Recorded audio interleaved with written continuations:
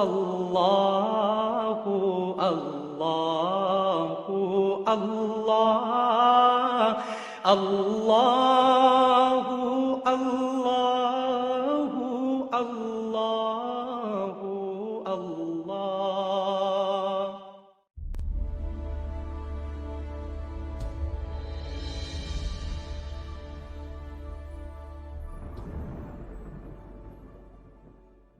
अस्सलामु अलैकुम वरहमतुल्लाहि वबरकातुहू। नाज़रा कुरान कोर्स की क्लास नंबर 2 में मैं आप सबको खुश आमदीद कहता हूँ। रमज़ान मुबारक कुरान के साए में गुजारने वालों का यहाँ इस्तकबाल किया जाता है। मैं आप सब के लिए दुआ गो हूँ कि अल्लाह ताला आप सबको कुरान करीम सही तलफ़्फ़ुज़ के साथ पढ़ने, समझने, आगे फैलाने और इस पर अमल करने की तौफ़ीक़ अता फ़रमाए। नाज़रीन किराम, कल हमने रिवायती तरतीब के बजाय सौती तरतीब का आगाज़ किया था।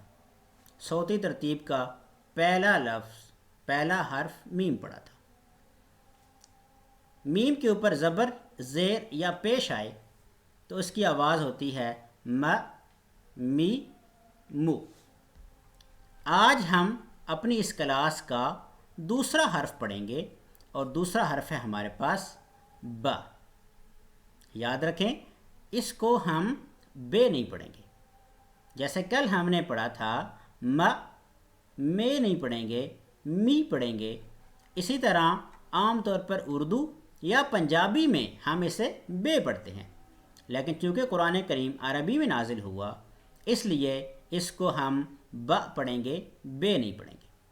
याद रखें, किसी हर्फ पर जब ज़बर, ज़ेर या पेश आती है तो उसको हम खींच कर या लंबा करके नहीं पढ़ेंगे, बल्कि सिंपल आवाज़ में पढ़ेंगे, जैसे म, ब। कल हमने मीम पढ़ा था, जैसे इसको हम पढ़ते हैं मस्जिदुन। अगर हम मीम को थोड़ा सा खींच दें तो यह क्या बन जाएगा, मस्जिदुन। तो मस्जिदुन नहीं पढ़ा जाता, बल्कि इसको पढ़ेंगे मस्जिदुन, यानी कि म। बा पर ज़बर हो तो उसकी आवाज़ क्या होगी, ब। तो आइए इसकी ज़रा प्रैक्टिस करते हैं। जब बा पर ज़बर होती है तो उसकी आवाज़ होती है ब। बा के नीचे ज़ेर लगाएं तो उसकी आवाज़ होती है बी। बा के ऊपर पेश लगाएं तो उसकी आवाज़ होती है बू। दोबारा इसकी प्रैक्टिस करते हैं, ब, बी, बू। अगर आप किसी को इस तरह पढ़ते देखें कि वो इसको बा, बे, बो पढ़ रहा हो तो आप उसे प्यार से समझाएं कि ये तरीका मजहूल कहलाता है। हम इसे मारूफ तरीके से पढ़ेंगे, जैसा कि नबी सल्लल्लाहु अलैहि वसल्लम कुरान करीम पढ़ा करते थे। तो इसको हम पढ़ेंगे ब, बी, बू। इसकी आपने 5 मिनट प्रैक्टिस करनी है। आगे चलते हैं, बा कहाँ से निकलता है, यानी बा का मखरज क्या है। कल हमने पढ़ा था मीम। मीम का मखरज क्या था, आपको याद होगा, दोनों होंठों को मिलाने से मीम अदा होता है, जैसे म। बिल्कुल इसी तरह ब भी दोनों होंठों के मिलाने से अदा होता है, जैसे ब। आपके दोनों होंठ यकीनन मिल रहे होंगे, जैसे ब। ये बा की मुख्तलिफ शेप्स हैं, यानी पूरा बा ऐसे आता है, शुरू में आए तो वो इस तरह उसकी शक्ल होती है, आखिर में आए तो उसकी शक्ल यूँ होती है, और दरमियान में आए तो वो इस तरह बा होता है। आगे चलते हैं, जब बा के ऊपर 2 ज़बरें आती हैं तो उसको हम पढ़ते हैं बन। उसको हम क्या पढ़ते हैं, बन। इसी तरह जब बा के नीचे 2 ज़ेरें आती हैं तो उसको हम पढ़ते हैं बिन। उसको हम क्या पढ़ते हैं, बिन। इसी तरह जब बा के ऊपर 2 पेशें आती हैं तो उसको हम पढ़ते हैं बुन। उसको हम क्या पढ़ते हैं, बुन। तो आइए दोबारा इसकी प्रैक्टिस करते हैं, बन, बिन, बुन। बन, बिन, बुन। याद रखें, कोई भी काम बग़ैर प्रैक्टिस के सही नहीं होता, तो आप कोशिश करें कि इसकी भी आप 5 मिनट ज़रूर प्रैक्टिस करें। आगे चलते हैं, अगर बा के ऊपर जस्म आ जाए तो फिर हम उसको कैसे पढ़ेंगे। वैसे तो कल आपने मीम के ऊपर जज़म آئی تھی تو بہت آسانی سے پڑھا تھا لیکن اس کو ہم اب نہیں پڑھیں گے. با کو پڑھنے کا طریقہ باقیوں سے تھوڑا سا مختلف ہے. میں اس کی مثال آپ کو دیتا ہوں.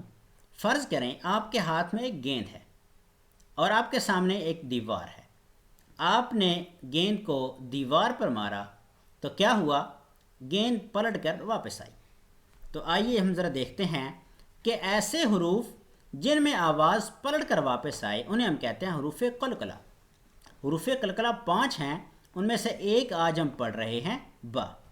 جیسے یہاں آپ کے سامنے با ہے اور با پر جزم ہے تو اس کو ہم وقب نہیں پڑھیں گے بلکہ پڑھیں گے وقب. اس کو ہم کیا پڑھیں گے؟ وقب. اسی طرح یہاں با درمیان میں آیا ہوا ہے تو اس کو ہم کیا پڑھیں گے؟ عبدو. کیا پڑھیں گے؟ عبدو. اس کو ہم عبدو نہیں پڑھیں گے بلکہ یہاں پر قلقلہ کریں گے. قلقلہ کا مطلب ہے آواز کا پلٹ کر واپس آنا. تو آئیے دوبارہ ہم پیچھے چلتے ہیں. جب کہیں با پر آپ صبر دیکھیں تو آپ اس کو پڑھیں گے اب. آپ اس کو کیا پڑھیں گے؟ اب. اس کو کیا پڑھیں گے؟ ایب. اس کو کس طرح پڑھیں گے؟ ایب. اسی طرح با کے اوپر جزم اور اس سے پہلے پیش ہو تو اس کو ہم پڑھیں گے اوب. کیا پڑھیں گے؟ اوب. دوبارہ اس کی پریکٹس کرتے ہیں. اب. اس کو کیسے پڑھیں گے؟ اب. جی اس کی پریکٹس کریں. ایب. اس کو ہم کس طرح پڑھیں گے؟ ایب. اس کو کیسے پڑھیں گے؟ اوب. اس کو ہم کیسے پڑھیں گے؟ اوب. اسی طرح فرض کریں کہ با کے اوپر جزم کی وجہ شد آ جاتی ہے تو ہم اس کو ریپیٹ کر کے 2 دفعہ پڑھیں گے. جیسے اب، اب، اب. حروف قلقلہ میں سے آج ہم نے با پڑھ لیا تو اس کی آپ نے اچھی سی پریکٹس کر لینی ہے تاکہ آپ کا جو دوسرا حرف ہے یعنی کہ ب وہ بالکل صحیح ادا ہو. آئیے چلتے ہیں اپنے اس کلاس کے دوسرے حصے کی طرف جس میں ہم روزانہ ایک حدیث پڑھ رہے ہیں. کیا آپ کو کل والی حدیث یاد ہے؟ اگر آپ کو یاد ہے تو آپ نے اپنی وائس ریکارڈ میں اس حدیث کا مطلب واٹس ایپ کر دینا ہے. آئیے آج کی حدیث پڑھتے ہیں. نبی صلی اللہ علیہ وسلم نے فرمایا خیرکم من تعلم القرآن وعلمہ. تم میں سے سب سے بہتر وہ ہے جو قرآن سیکھے اور دوسروں کو سکھائے. تم میں سب سے بہتر کون ہے؟ جو قرآن سیکھے اور دوسروں کو سکھائے. تو آج اور کل آپ جو کچھ بھی سیکھ چکے ہیں کیا آپ وہ دوسروں کو سکھانے کی کوشش کر رہے ہیں؟ اگر سکھانے کی کوشش کر رہے ہیں تو ویل اینڈ گڈ. اور اگر آپ سکھانے کی کوشش نہیں کر رہے تو آپ کوشش کریں کہ اس پیغام کو دوسروں تک پہنچائیں. کیا یہ پیغام ان لوگوں کے لیے مفید نہیں ہے جنہیں اس کا علم نہیں ہے؟ یقیناً اگر آپ کو اس پروگرام سے فائدہ ہو رہا ہے تو ان لوگوں کو بھی ضرور فائدہ ہوگا جو آپ کے گھر میں رہتے ہیں، جو آپ کے فیس بک فرینڈ ہیں، جن سے آپ واٹس ایپ پر میسجنگ کرتے ہیں. ان سب لوگوں کو بھی آپ اس پیغام سے ضرور مستفید کریں. آئیے ہم سب مل کر یہ کوشش کریں کہ ہر اس فرد اور ہر اس جگہ تک اس پیغام کو پہنچائیں جہاں تک ہماری رسائی ممکن ہے، جہاں تک ہم کوشش کر سکتے ہیں. اس لیے کہ کوشش کرنا ہمارا فرض ہے اور باقی کام اللہ تعالیٰ کا ہے.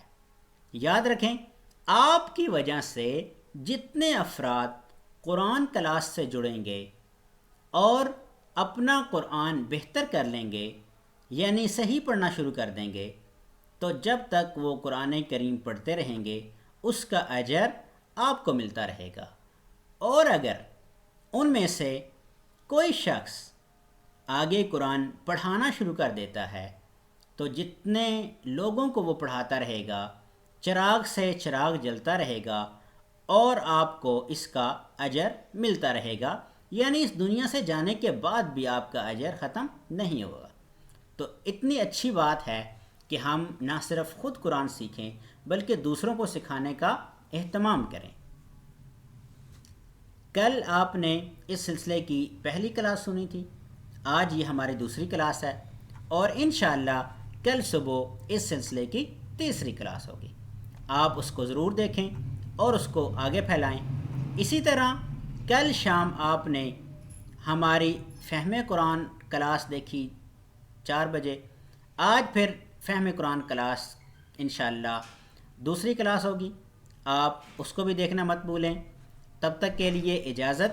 جانے سے پہلے کفارہ مجلس کی اختتامی دعا پڑھ لیجئے. آئیے سب مل کر پڑھتے ہیں. سبحان اللہ و بحمدہ سبحانک اللہم. دیکھیں یہاں با آیا ہے. سبحانک اللہم و بحمدک نشہد ان لا الہ الا انت نستغفرک و نتوب الیک. والسلام علیکم ورحمۃ اللہ وبرکاتہ.